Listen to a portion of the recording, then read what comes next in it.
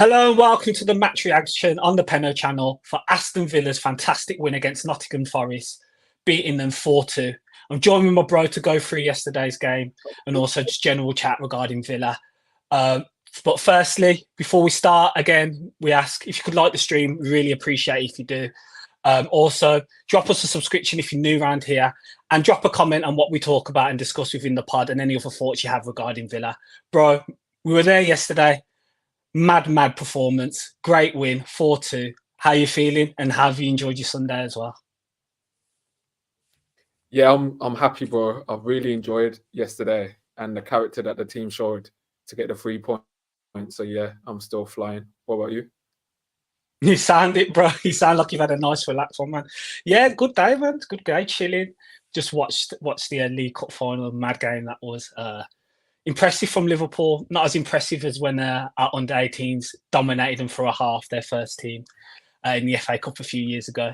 Remember Louis Barry scoring against that Kelleher who played today and had such a good performance. But yeah, bro, just been chilling, watched a bit of the Wolves Sheffield United game as well, and just enjoyed my Sunday, man. Got the recording link on the go as well, man, as we go through the game yesterday. So yeah, you do much today? You watch the game as well?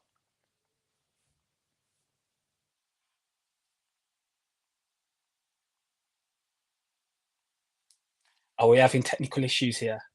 Bro, you there?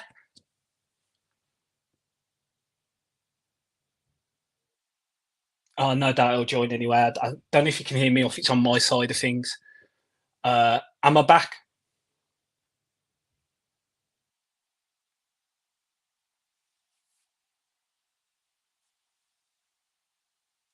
Okay, yeah. Let's carry on anyway. Marcus joined us. He says, "Good evening. Hope you like the tunes." Yeah, I was listening to a few of those Brazilian tunes today, Marcus. Yeah, good stuff, man. Good stuff.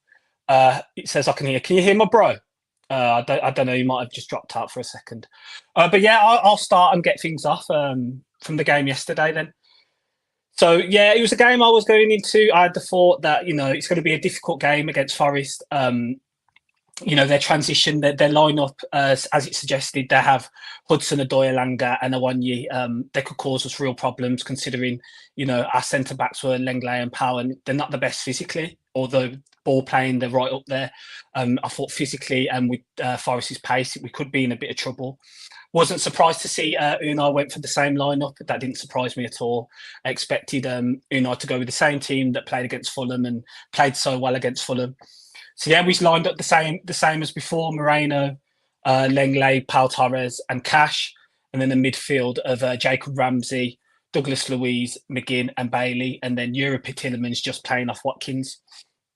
So it didn't surprise me at all. Forest lined up the same. None of their players from AFCON that returned found themselves in the starting lineup. One second, I think my bro might be back. Yeah, none of their players there were in the starting lineup, so they went for the similar side they had against West Ham as well. So yeah, as expected, got to the game. Bro, you back? You there? I'll give him a chance to get back in anyway.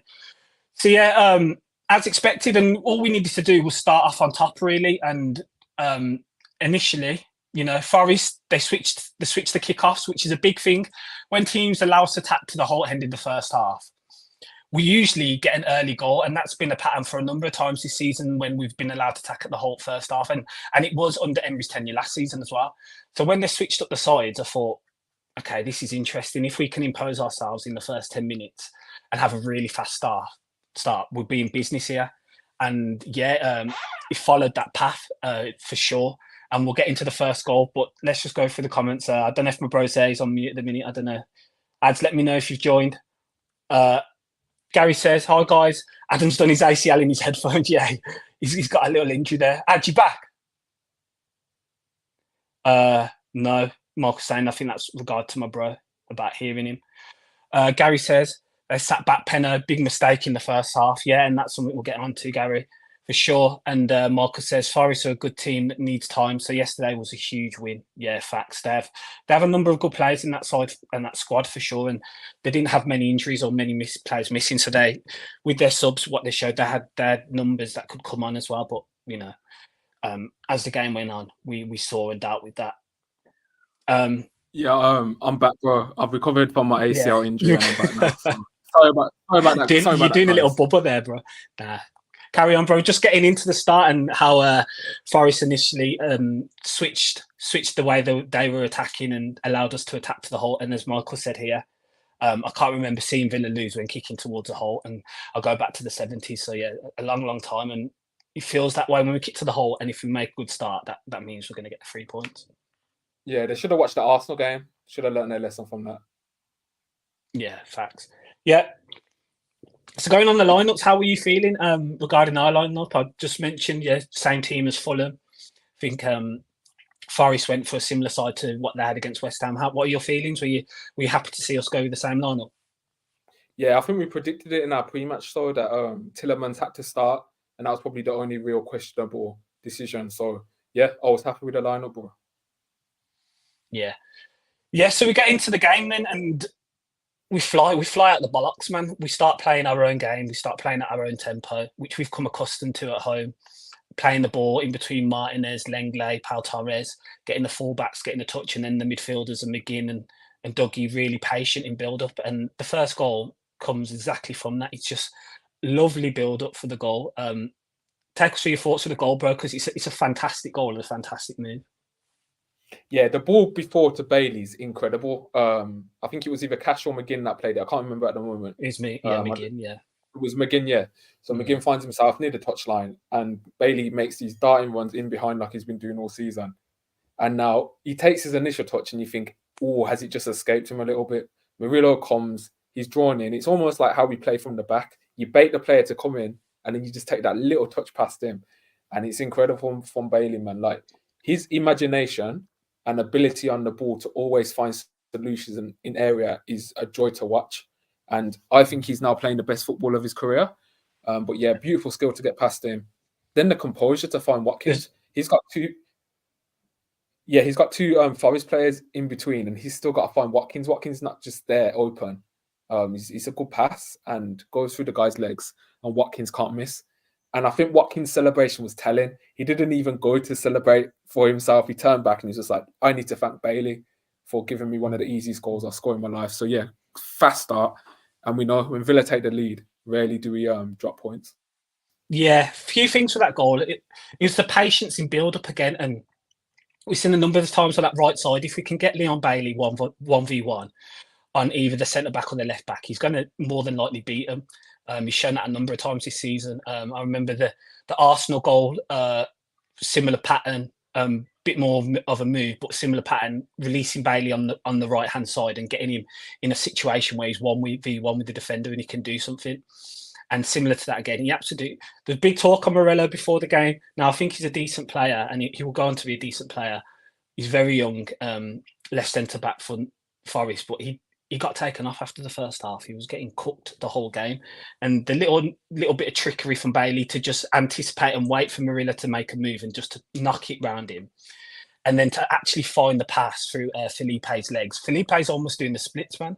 And he's managed to thread the ball through his legs and just find Watkins for an easy tap in. Fantastic goal and the perfect start. Really was the perfect start for us. And big thing for me yesterday, which was very, very, very fantastic to see, which was massive, was when's the last time we've worked possession and play so much that we've scored 3 tap-ins and like a header from literally like a few yards out. It was the way the goals came about. It wasn't no long range shots or anything like that, or we literally worked the ball so well they ended up with our players just scoring from tap-ins. So that was a massive thing for me as well. And we'll get on to the second goal. But yeah, anything else you want to add to that first goal? Yeah, I think Murillo might have been watching our podcast and it got to his head because we were gassing him up on the pre-match show and he had a stinker. So I don't know, man. Like he said, he's young in it, but he was having a torrid time and he could not deal with Aston Villa yesterday. So no, he couldn't at all. He couldn't. We'll go to a few comments. Yeah, Gary H says they sat back Penno, big mistake in the first half. Yeah, agree with that. They really did. And I was surprised with how Forest came out. Their press wasn't as intense as I thought it was going to be, but then we just played through whatever press they had anyway. Marcus says Forest are a good team that needs time. So yesterday was a huge win. Yeah, I think I might have read this before.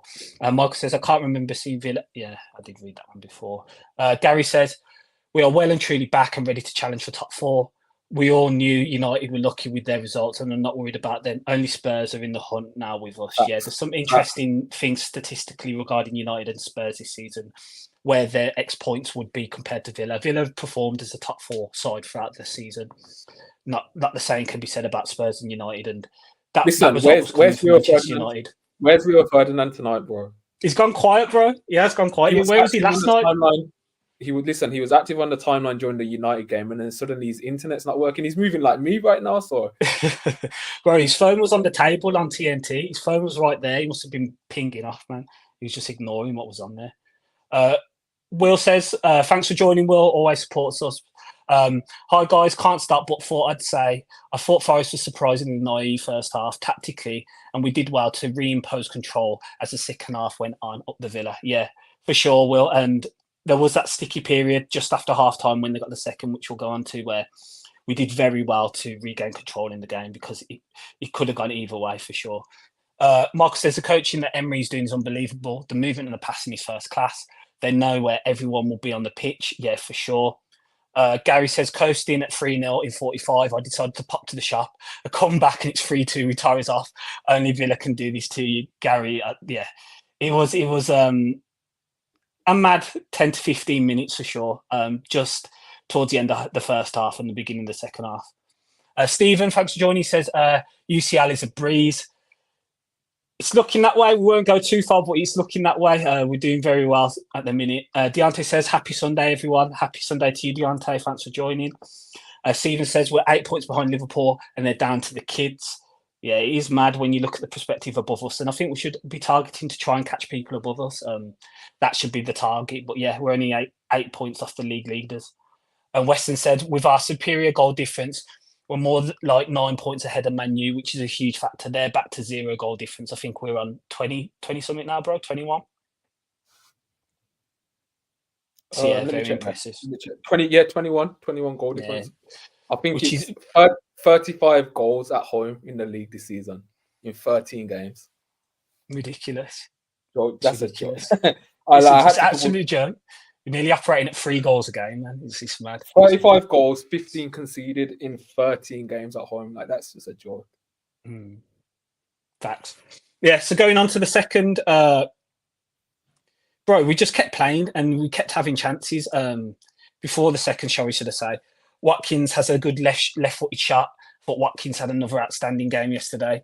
Has a good shot, which is blocked. It's a great move again from Watkins, and I think it's Moreno's involved. Jacob Ramsey's involved. The ball comes to Watkins. He kind of flick headers it to Ramsey, who then manages to cut it back to Watkins. And only for Niakhate to block it off the line, it would have been his second, and that would have been like in the first 10 minutes. So fantastic move again from Villa.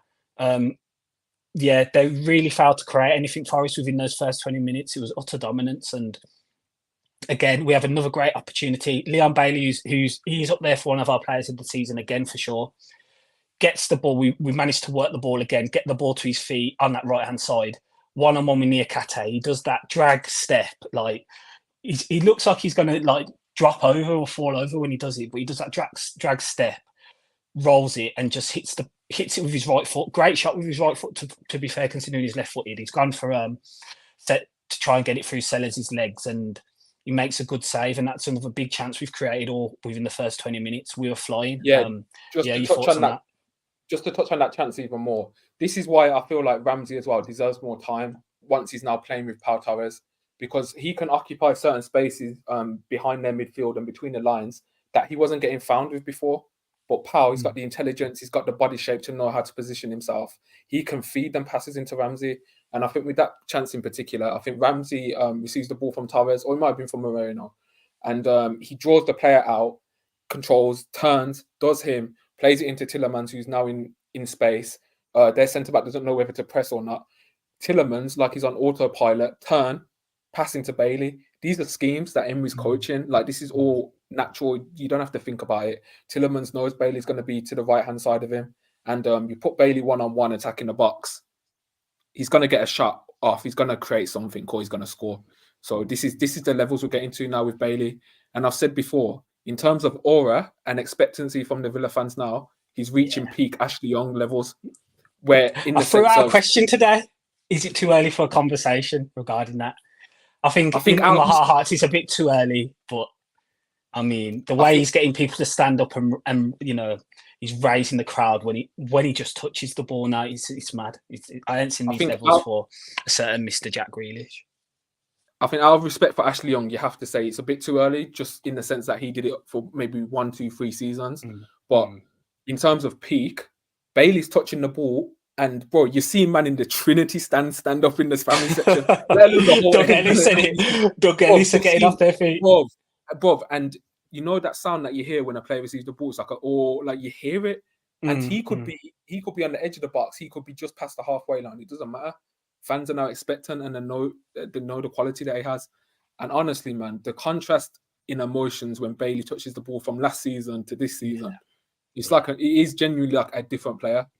And obviously, we know, me and you, we stuck with Bailey, but it's not even like a gotcha moment or like a I told you so kind of thing. Because on the back, you can see that. Well, that could be Ramsey. All we can see is EY at the end of the They give you the BA and the EY on the back on the other side. Yeah, but bro, it's crazy. And like I said, it's not even like a gotcha moment with fans, because every Villa fan wants to see a Villa player do perform, well. Of course.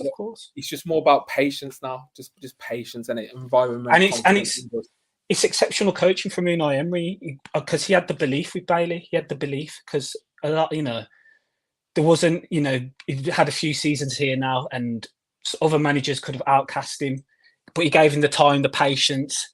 He understood what the quality Bailey had to offer, and he's moved his positions. Sometimes he played off Watkins, but now he's found himself on that right hand side, and he's flying. He's one of the best wingers in the league. He's 15 GA in 24 games.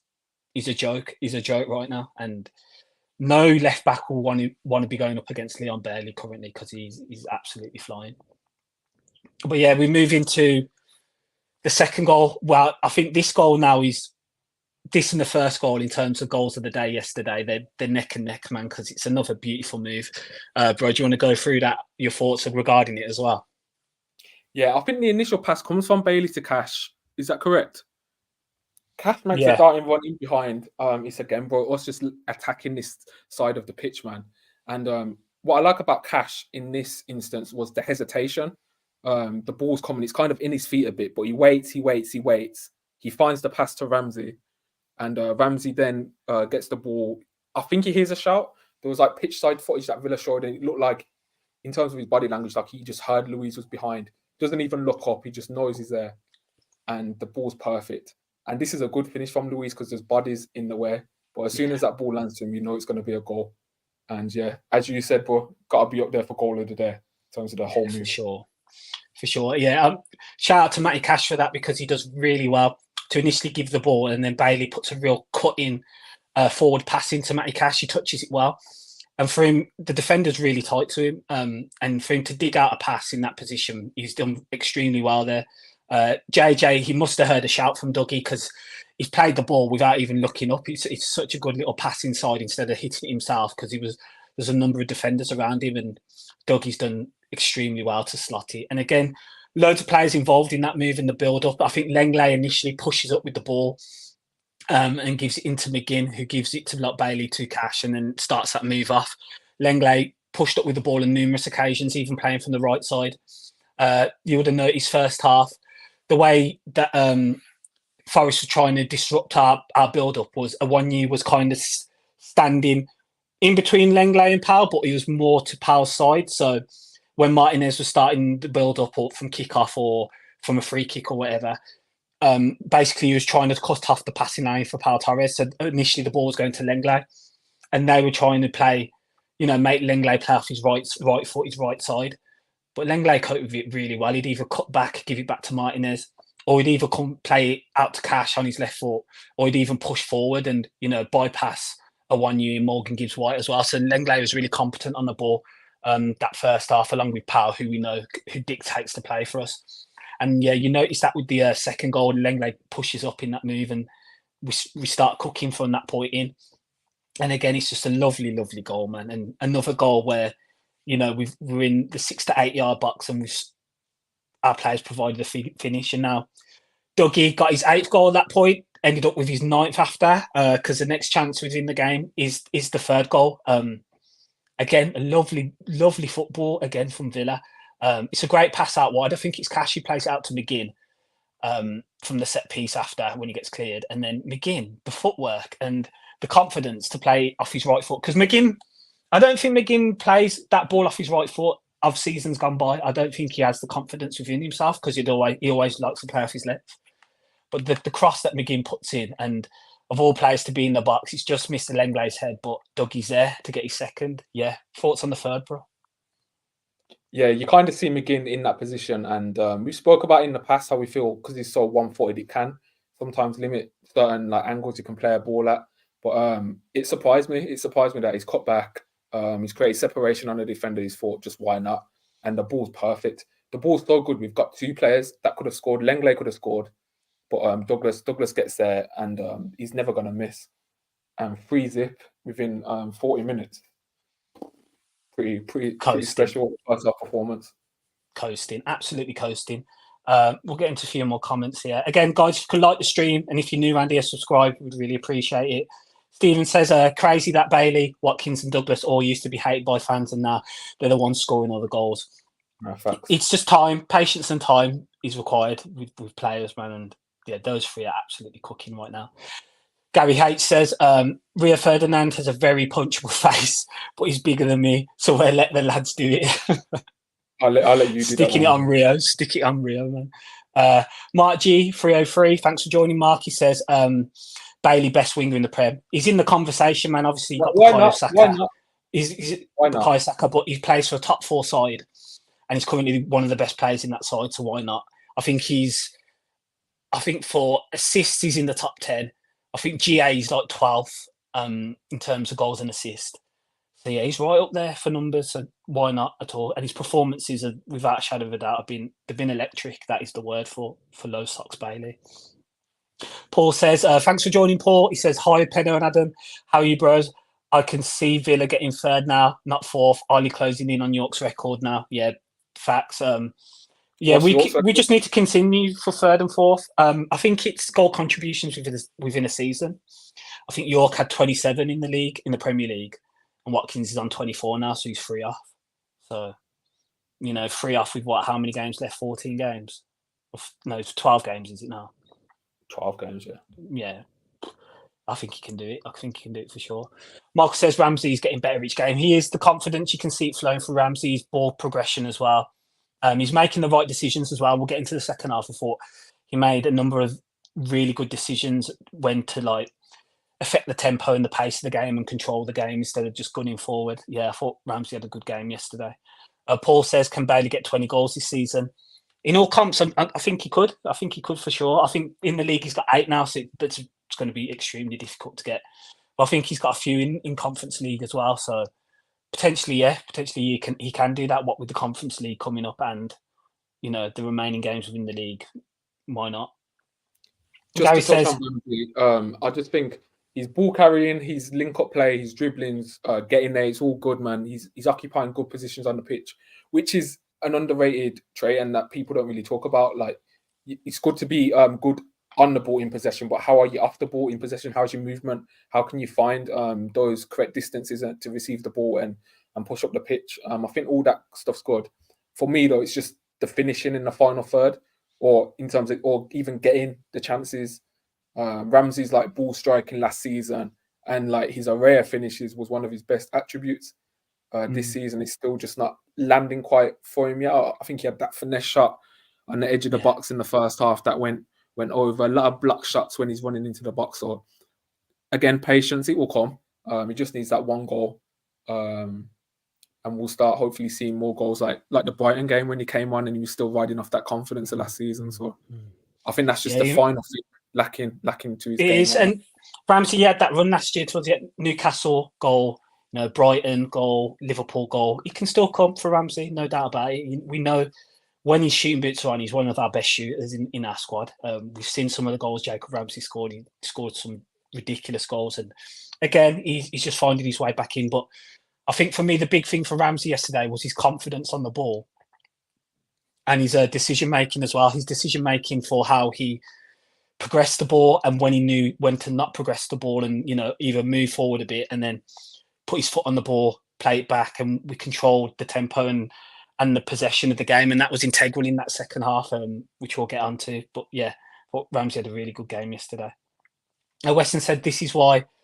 Sorry, I've missed Gary's comment there. We need Liverpool to win the league. Arsenal won't without a strike, and I certainly don't want City to win again.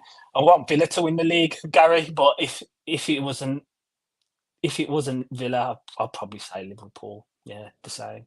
Don't know about you, bro. Probably City again or something. Weston, this is why we have to stick with Diaby. He'll be better next season. I hear that, Weston. Facts. I hear that. You give the players time. It's his first season over here, so give him time, man. I think what I'll say about Diaby, though, the difference with Diaby and Bailey, I'd say, is if you think back to in terms of like, I agree with the patience thing. One thing Diaby suffers from is being our record signing. He didn't choose that price tag, but obviously that comes on with added pressure. I think with Bailey at the start of his season, if you remember, it was more like injuries. Like the Watford game, he came on, got an assist. The Everton game, he scored, but he having problems with his bodies and he was missing games and he couldn't get the rhythm.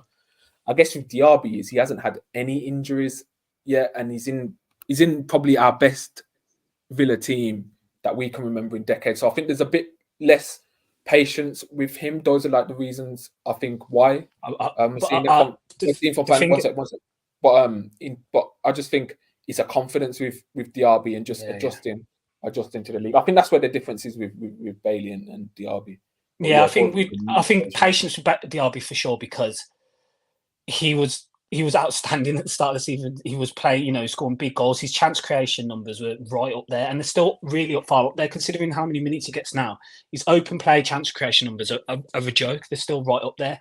Him and Watkins had the highest contributions with each other in terms of goals GA at one point in the season as well. I think it was 17, and Nunes and Salah had like 12 and stuff like that. So he was playing at a good level. It's just I think his confidence is knocked, and it's eye test for the team. Like when he came on against Fulham, like there was that one chance where he's got the ball on the sideline and he's gone to take the ball, he's missed it, and then it's avoiding like a fan. You just think, oh man, like you almost feel sorry for him a little bit because the confidence just isn't there. But as you said, man, takes time. And there's many games this season as well where I'm sure he'll have an influence. Paul says he's a magician. Bailey turns to magic. Yeah, facts. He's playing on another level right now. Michael says Bailey's giving Tony Morley vibes. As soon as he gets the ball, people stand up going down the wings. Yeah, Tony Morley, too young for Tony Morley, but yeah, imagine that's for sure. Gary says, can we see Diaby improving to Bailey's level next season? Let's remember Leon was average at best last season. I think, why not? Why can't these players get to these high levels now? Because we've got an elite coach. We play in a great system. We play great football. It's just time and confidence. I think those are the big factors with players within our squads. And sometimes players will have low confidence, and sometimes players will be flying, and it might not be at the same time, but you just have to give them time. How many times can you say time in a sentence? Gary says, might be biased, but Bailey must be best winger around at the minute and must play every game with Diaby or Rodgers used as impact subs. Yeah, I think that's how we've been using it, Gary, and I agree. Michael says, respect to one of the boyhood heroes, Chris Nichol, who's passed away, a true leader and a gentleman, hot end in the sky. Yeah, facts. I saw that today, bro. I don't know if you were aware of that. I always remember seeing the Chris Nichols goal on the TV, on the big screen whenever growing up, and, when you go into the game before the game starts and stuff like that. So yeah, bit before mine and my brother's time, but definitely a Villa hero for sure. And rest in peace, Chris. Donovan Josie says, a big up the Villa. Thanks for joining, Donovan. Stephen said, for me, Diaby has to be the next one to get some patience. Someone's off the ball running and creativity's mad, needs to be starting. Yeah, for sure. Patience for sure with those players. Stephen said, at the start of the season, Bailey and Diaby could be Man City wingers. Then never seen McGinn or Tillemans. Yeah. These players could all play for clubs around us. They could. That's why we're in the position we're in right now. It doesn't surprise me at all how the levels that they can get to, because, we wouldn't be in this position if they weren't at that level. Gary says, surprised how well Cash is playing at the moment. Is he being more defensive or is his end product improved? Yeah, we'll get on to Matty Cash regarding his performance as well, for sure. Brian Morgan says, do you think one of the big sides are going to get Bailey this summer? Well, thanks for joining, Brian. For me, I don't know. We don't know what's in the contract, what he's committed to. Don't know if there's a release clause or whatever. But for me, I feel like he's going to stay. I think he's playing his best football right now under a coach that he loves. He's come out in interviews and stated how much he admires and respects Unai Emery and the coach he is. So for me, no, I don't know about your thoughts, bro. For who? Sorry, bro. Bailey this summer. Yeah, I think there's going to be interest. I'll be real. I think big clubs will be looking at him. He's just signed a new deal, so Villa are protected in that aspect. But yeah, I'm not going to be one of these guys that's just like, nah, nothing more. There'll be nothing, or there'll be no interest, or there'll be no links, or whatever. I think there will be. But I think there'll be links with all our players. Yeah, as you were going to say. Yeah, facts, man. This is the responsibility, man. You perform. If you can't have it both ways, like we can't be performing, and we can't just not expect links for our players. Like that's just how the game goes, isn't it? But if we get Champions League, I think a lot of these players are going to be thinking, nah, why would I even be tempted, man? Like, I'm playing Champions League. I'm in the Premier League, earning a good wage, playing in form. So I think the Champions League will be crucial. Facts. Paul says, we definitely get top four if we beat Spurs or Man United are out of sight. If we beat Spurs, Man United out of sight, yeah. But Ajax will be the Europa Conference League final, to be honest. Yeah, big state. Thanks for joining, Paul. And big statements. I mean, Ajax played Alkmaar today and lost 2-0. I think Alkmaar comfortably beat them. So we have to be going into that, thinking we can do the job over two legs for sure. Ajax aren't at their best at the minute and haven't been this season. The tricky thing is it's Ajax, Spurs and Ajax. That will be the week.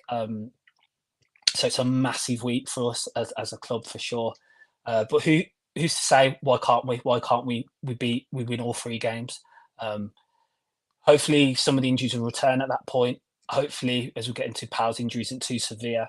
But yeah, why not? Why can't we beat them all for sure? And if we do beat Spurs, it will be a humongous victory. As Gary says, his tie is okay. As I've heard, and I think my bro's heard as well, he did go for a scan to check. I think Unai was confident it was only precautionary, but who's to say that? I mean, I think Unai said he was confident about Ezri in the Sheffield United game, and we all know what happened. So fingers crossed, Powell's okay, and it isn't too severe, and he's able to train again this week. Paul says, I think we may get 100 million bids for Luiz. Yeah, I think we'll get bids for, maybe we'll get inquiries for a number of our players. I don't know about bids, but yeah, definitely. I think there'll be attention for our players, but we're flying, so it's expected. Rich joined us. He goes, yo, lads, yes, Rich, thanks for joining. And Rich goes, awesome, Bailey. Yeah, Mr. Low Socks Bailey, the first one I heard say it, man, from Rich. And yeah, man, since he said that, Bailey's been absolutely flying, so big up yourself. Deontay says, can't wait for the Ajax Spurs Ajax West Ham sandwich. Should be tasty. Yeah, everything's looking tasty now. Seeing our fixture run and Spurs' and Man United's fixture run, it's looking real tasty. And, the connotations that we'll have for the top six positions is humongous because every team from fourth to fifth to sixth plays first, second, and third. So it's massive. It's massive for those top six positions for sure, and who's going to finish where. Should we touch on the Forest first goal then? Yeah, let's go. Go on then. So after a half of dominance and absolute pure football, total football, we can see the sloppy goal, extremely sloppy goal. What I will say is, sorry, just before that, Forest throughout the first half, just thinking back now, they did have certain spells where they were getting into our box a bit. And I remember even me and you saying to each other, like, oh, I'm glad that went out for a goal kick for us, or I'm glad we got a free kick, because they were getting just little spells where you think, oh, like, just to make you squirm just a little bit. But I think that was around maybe in like the 30th to 40th minute, but it wasn't like real big chances. They were getting until that point, they had 0.1 XG. At that point, they'd had 3 shots, 0.1 XG. They're getting into good areas, but in terms of testing Emi Martinez, nothing could happen at all. No. This is the thing now. It feels like with some of our players, like they'll have really amazing games. Like let me talk about Lenglet. So I thought Lenglet was really impressive on the ball, in our back four in terms of circulating the ball around around the back four to draw them in, create the pressure. Always look for Emmy, always look for Cash when the ball was on. Putting his foot on the ball, trying to entice them, all that good stuff. But it's just a bit awkward for him with a left footer playing right centre back. The ball came to him, and it's like the first time he's had to use his right foot because he was very comfortable on his left, but he's refusing to use his right for good reason. And the pass, I think he's passed it, and I think it's hit one of their midfielders. They've circulated the ball round, and they've got it in, they've crossed it, and it's hit off Powell for a corner. That's where Powell's injury, I think, came from, because that hits his thigh. Then, so I think that's where I think Powell was fine until that last play. And then the corner, as good as we are on set pieces, defending them, and we struggled recently, big time. We struggled defending set pieces. It's probably one of our weak points at the moment. If you're being ultra critical, and they've played the ball back post. Nobody follows his run on, and it's just a tap in. He can't miss, and you just got it because you think we've played so well. That could have been a flawless first half. Well, then they go in. They've got confidence. Their team talk changes. So. One thing I do think we miss the presence of Mings is our defensive set piece, because he usually attacks the ball, and there's a number of times towards the end of last season or while he's played for us, he attacks the ball, and when the ball comes into the box. But because we're lacking that physicality within the team, Pau and Lenglet aren't known for their physicality. Cash, Alex Moreno, not really. No Boubacar Kamara even now, so it's McGinn and Luiz. Yuri Tillemans, maybe Watkins is the second best at heading the ball or getting a leap on, or second or third best. Apart from that, no one else really is in the side. So when we're doing defensive corners or defensive set pieces, it's tricky because you have to think who do you assign to attack the ball. It seems like we're just assigning players to pick a man, and when they've got Niakhate is a big player, Danilo is quite a specimen, a 1 year as well. It's difficult to defend, and then we've really struggled against that, against teams who have physicality about them from set pieces. And they win the initial header, and Niakhate is just left alone in the box. I mean, it was poor marking as well, and I think we've tried to work on this one where we've tried to play the offside. It looks like we've tried to step up really quickly after the initial contact comes from the header. When the ball comes across and it's headed back across, we tried to step up and we've just mistimed it, and Niakhate just all alone chests it into an empty goal.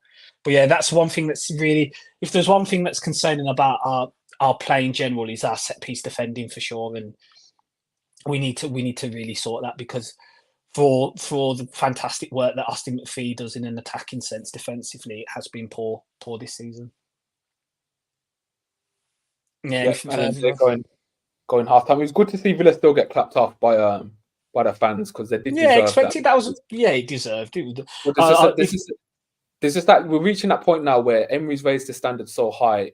I like it from the fans where we're just not satisfied with conceding. Like, I like that from fans. I know fans say, support the team and that, and I agree with that. But I also like the element of we need to let the players know as well. Like, it's not good just to concede like shit goals like that. So I like both sides personally. I think it keeps the standards high as well. Yeah, it does. It does, facts. But yeah, they deserved it, because before that goal, the performance was, you couldn't have asked for an easier afternoon, because 3 goals, attacking football, kept the ball well. And me and you were going into that one thinking Forest would cause us way more problems than that in the first half, which they didn't. So yeah, goes in 3-1, but it is going in knowing that we've conceded just before half time, because again, this season at times, the first 10 minutes in the second half, we've not come out all guns blazing and flying. I mean, we conceded to Chelsea, conceded to Newcastle of recent times just after half time as well. And it's a game again where we've conceded just after half time. Now, I think Nuno kind of realised some of his errors with his lineup, but his changes were strange, I thought. Muriel was on a booking and he played really poor, so they changed that. They brought Niakhate back into centre-back, and then they brought on Harry Toffler at left-back.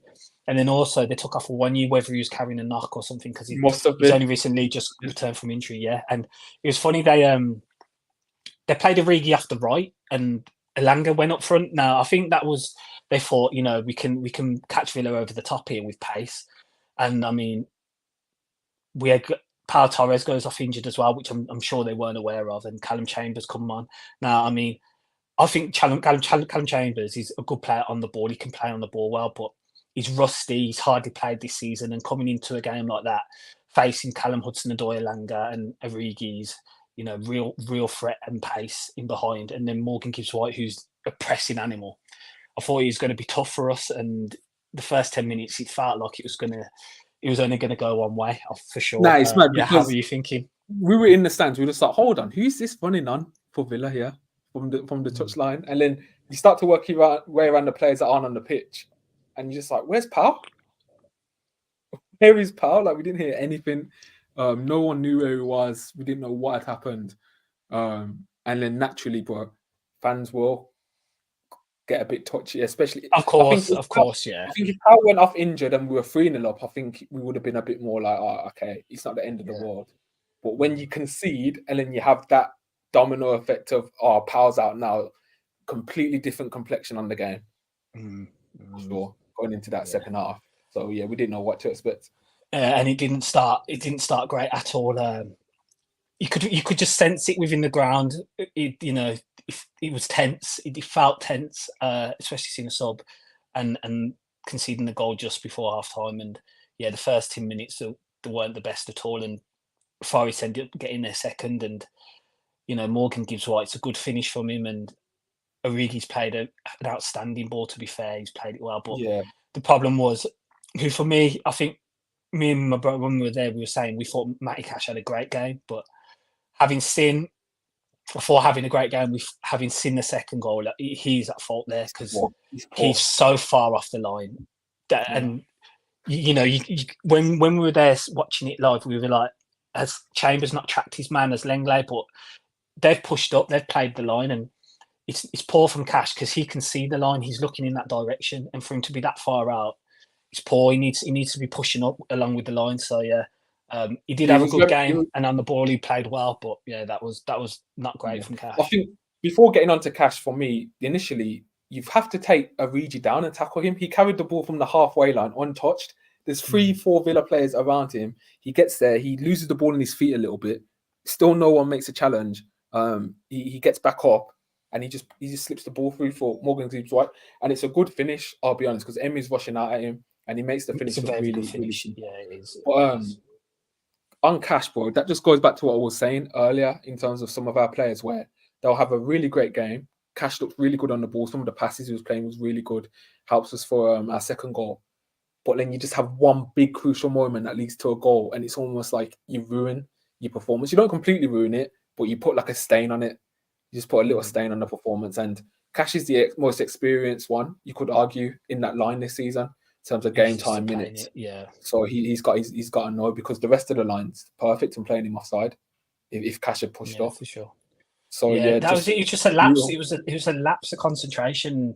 It's in the Premier League, that lapse, it can cost you and it can hurt you, and it did at that point, because if he'd have stepped up, it'd been absolutely fine. But yeah, he just didn't watch the line, and he was looking in that direction. But apart from that, Cash on the ball was quality, really good. Like, a really good game on the ball. Body shape, passes he was finding. Like, I was really impressed. Just a shame that one of his actions led to a goal.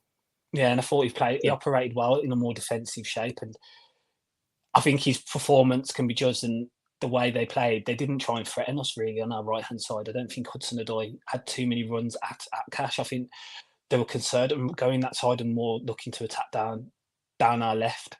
So yeah, testament to Cash, because whenever they did come down that side, he more than stood up and was accounted for, and he played a lovely ball for Bailey as well, which we'll get onto for one of the moves as well. Are we playing any of his former clubs anytime soon? Because he looked like it was a statement performance, didn't it? Apart from that, he had an incentive. With that performance. He did. Yeah, so it goes 3-2, and the tension really rises in the crowd. It's now biting stuff. You can feel the atmosphere. You can feel, but they're still trying to pick the team up. Come on, urging the team to come on and go for it. And yeah, bro, what I was really impressed with in that second half is we controlled that game. We allowed ourselves to start controlling the game again. Elanga obviously has a massive chance to make it 3-3. A few minutes later, again, their third man runs. They were trying to play those third man runs now through our centre backs, and you could see that players were trying to make, whether it was Origi, whether it was Elanga, whether it was Hudson-Odoi, even Morgan Gibbs-White, Dominguez, and then even as well when Ryan Yates came on, they were trying to make those third-man runs past our back four because we were still playing the same shape, same formation as we always do, and playing relatively high. And Elanga's managed to get through again, and he's messed his finish up, and that is the point where I thought, this could get sticky, this situation. But as I said, from there, I've really felt we controlled it, and it's a shout out to Callum Chambers, to Lenglet, and the midfield as well. And at times, I mean, Luca Digne came on and he really steadied the ship as well. And Matty Cash, we were very good on that ball in the last 20, 25 minutes. Very good on the ball, to the point where we were drawing them out, and they couldn't get close to us. We were just keeping the ball, deciding at the right times when to go forward, playing it along the back, giving it to Martinez. And he was really controlled, and that's what impressed me the most about yesterday. Is we conceded that second, they could have got a third, but after that, we really controlled the game well, and we were picking our moments when to attack, and we were devastating as was shown because Yuri Tillemans almost scored. He hits the post, and we get the goal as well. So your thoughts on how the second half how we played? Yeah, I think second half the fan base kind of realised, like, listen, there's no point just getting onto these guys in defence, because these are our fourth and fifth choices, man. Like fifth and sixth. If you say, oh, they're bad, etc., or they're not as good as other players, well, because they're further down in the pecking order. Like we all know you that have to curb your expectations. Yeah. So man, I think that's just one of them ones where you just like, you just have to support them, even if they're misplaced, but you just have to support them and get through. And I think Chambers did feel that a little bit because he started off well. He was making the simple passes. And just to touch on your point, bro, I think you said it perfectly. We controlled the game. The Tillemans chance is so unlucky. Moreno, who you could argue was probably low down in terms of Villa performances compared to everyone else. Like he didn't really have the best of games. He got caught quite a lot. But for this play in particular, he was really good. He drew Nico Williams in, and Nico, close your legs, man, because Moreno put that ball through your legs like it was nothing. Got past him. Moreno's off balance, but this is one of Moreno's best qualities. Cut back to a player, edge of the 6-yard box, about to enter there, and Tillemans. He's not an awful miss, I will say, but he's just unlucky. He's just tried to place. He's unlucky, and I think this is a big one from Richie. He says, "This was old Villa. Villa would have made hard work of that game, but Emery has installed confidence and winning mentality in the squad." That's a huge comment, and I agree with that. I think of past years, Villa, that you capitulate, especially with our fifth and sixth centre backs, but they're so confident in the way we play, and we have such a great mentality at this point now.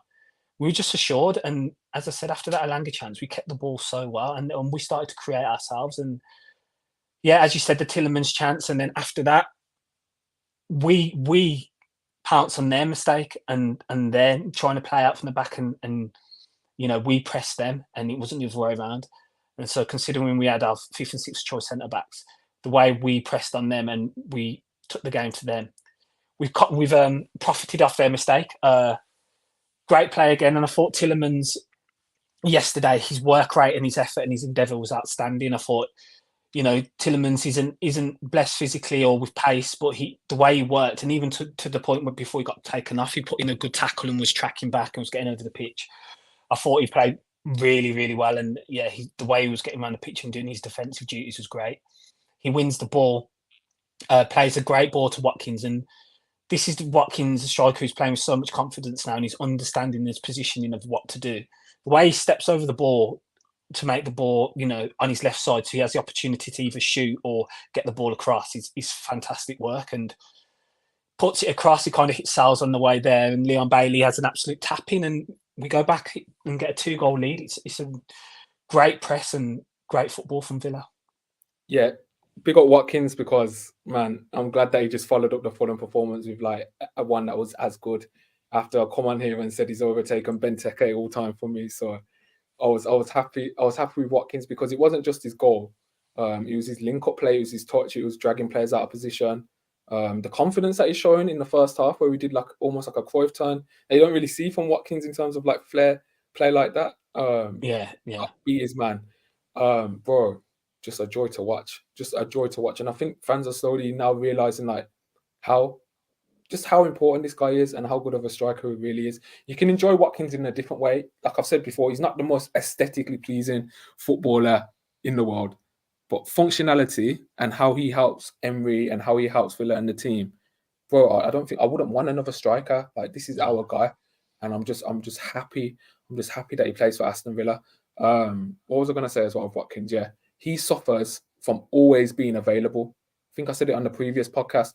We've never had a period of time where we've gone without Watkins and fans have been like, "Oh man, we really miss him," because he's always been there. We just touch wood. Because he's always been there. We just it's almost like if someone's always there and always familiar, it's hard to miss them, and maybe you do kind of underappreciate them a bit and take them for granted. So for Watkins, no more words need to be said. Say about aesthetically yesterday, bro. He was doing Cruyff turns and stuff like that. I mean, that's what I was saying, bro. Like, man. Yeah. That's he was looking good with his feet as well. But 19 goals, 10 assists. Listen, joke numbers. Listen, for me right now, he's Premier League player of the season. I don't see who's coming. Facts. Okay, you got Saka arguments. Cool. Who else?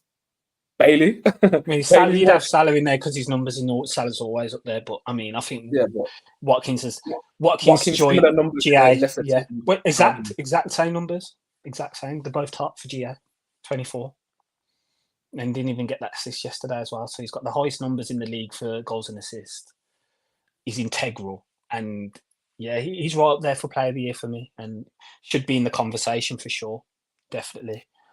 But big up Benteke, he got a hat-trick this weekend, so he's still out there. Is he still at DC? Yeah. Still at DC? Him and Carlos Gill were both on opposite teams. I heard about Carlos Gill. Westwood scored as well for Dino, so it's mad. Villa's out there now. Oi, mad. Doing ex-villains doing it big in the States, man. Weston says, anyone got to the bottom of what was going on with Digne and Emery in the bench? Looked like Emery was calling Digne out on the bench over something.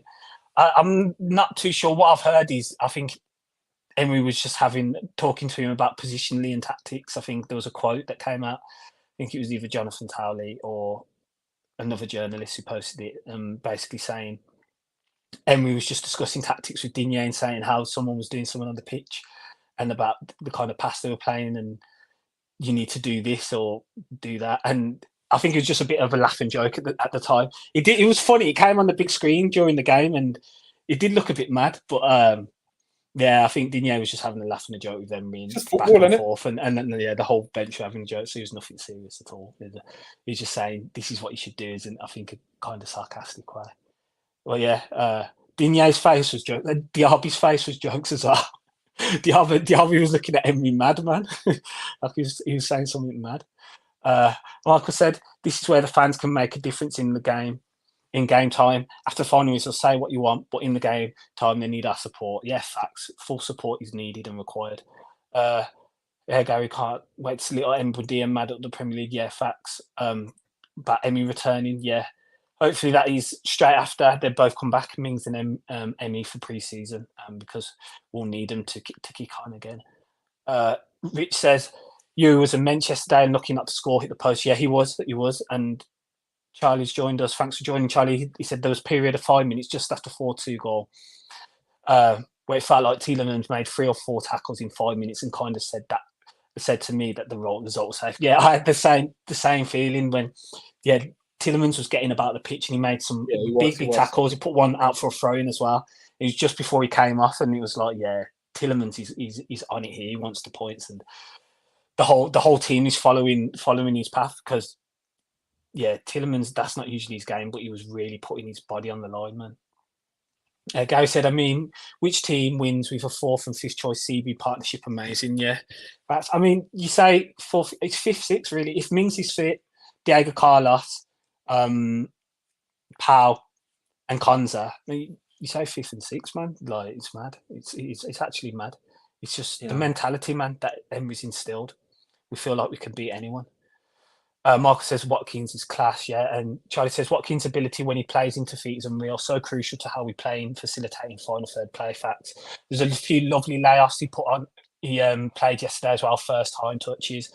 Was holding the ball up really well when the defenders were pressing on his back, winning the free kicks. Watkins just an outstanding player, man. He's ridiculous. And players on the pitch respect him because the amount of players he draws out of position shows that. Yeah, facts. Charlie also says they'll give it to Rice Rodri, however, wins the league because DMs are trendy at the minute. Yeah. DMs seem to be the in thing at the minute for sure. Rich says he's guaranteed his place on a Euro's got to be. Yeah, he has to be on that plane for sure. Yeah, PFA Player of the Year nomination on the CV. Sure, he has to be. It has to be within that conversation. Gary says no way young lads get a look in next season. Sad, really, but understandable, really. Yeah, we'll see. We'll see what happens again. We'll see what level players are at, and if they will get a chance. Yeah, Tim hasn't really got the chance. Has he to play at the minute? I don't know where Emery sees Tim or what his involvement's going to be.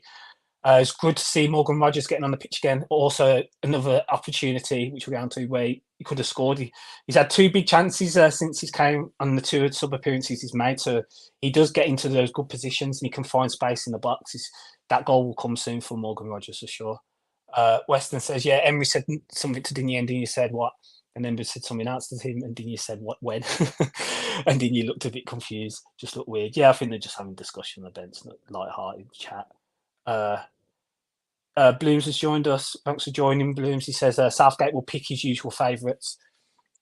Surely you can't be picking Eddie Nketiah over Watkins now for squads. I think that's long gone. I think that was some massive mistake. One of many from Gareth Southgate. But yeah, again, people, if you could like the stream and sub if you're new, really appreciate that. Getting towards the end now of the game and our review. Yeah, bro, after we get the 4th, it just was comfortable from that point, wasn't it? And as I said, the subs came on, albeit a few minutes. Zaniolo, DRB get time, and Morgan Rogers as well. And Morgan, we work another great opportunity from that as well. As I say, man, I'll never slander a player that gets into positions to get chances. So, yeah, it was interesting seeing that move because it's all 3 subs that worked it. I thought Diaby did really well getting us up the pitch. His decision-making was good, slowed himself down, played it into Zaniolo, who surprised me because I thought he'd turn and shoot and try and get his goal really that way. Made the right decision. And I've looked back on Morgan Rogers' chance. It's not as easy as it seems. Like there's the goalkeeper and there's an extra Forest player behind. So it's not the easiest chance, but he gets it on target. He does well. And yeah, man, but that would have been really nice to seal the win if all 3 of our substitutes were involved in a goal. But I'd like to see Morgan Rogers get more minutes. I think the Conference League's going to be for that in terms of him getting his starts as well. So yeah, but yeah, shame about Ari Bruno. Maybe if Powell doesn't come off early, there's an extra substitution for him to make there. But I don't know with that. Emery kind of said I believe in him, and he's only really had 1 minute since that quote, which was against Fulham. I'd like to see him get a bit more game time, but it is what it is, isn't it? Yeah. Conference League, you'd hope to see that. Facts. And there's plenty more games and there'll be more time available for sure. But yeah, great win. Who's your man of the match from that one, bro? I think there's a number of players who stick out for sure. Man of the match? I don't know. I'll say McGinn was really good yesterday. I thought McGinn was really good yesterday. I'll give it Bailey. What about you?